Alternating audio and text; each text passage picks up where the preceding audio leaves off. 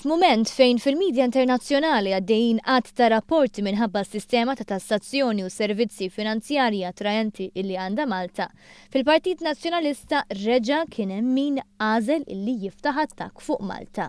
Saħansitra x-Shadow Minister Jason Azzopardi qal illi jistħi illi hu Malti. Fil-preżenza ta' Simon Busuttil tenna illi dwar dan kellu raġun Lawrence Gonzi.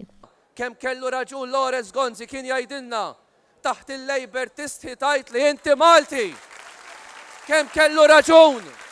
Iżda Jason Azzopardi ma kienx l-uniku esponent tal-Partit Nazzjonalista li attakka lil pajjiżna f'mument delikat għal Malta, kif ammetta l-kap tal-Oppożizzjoni innifsu.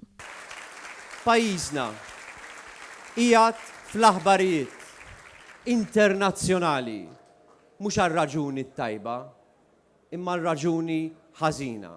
Josie Muscat, kandidat ġdid ta' Simon Busuttil, kiteb fuq Facebook juża l-Malta Files biex jattakka lill-Prim Ministru.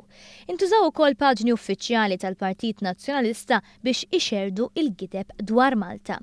Bħal l-opinjonista Andrew Borg Cardona sieħeb Daphne Caruana Galizja illi uża il-każ biex jattakka lil Malta u lill-Gvern. U anke l-eks Ministru George Pulicino. Anke Michael Bruguglia u Bernard Grek ma naqsux milli jippromovu l-istorja jagħmlu ħsara lil Malta biex minn għalihom jattakkaw lill-Gvern. Għaldaqstant ma kienet sorpriża li meta f'Birkirkara semma l-appell tal-Prim Ministru għall-Għaqda Nazzjonali il-folla wieġbet bl-ibbujar. Il-Prim Ministru qal il-bieraħ illi jappella għall-Għaqda Nazzjonali.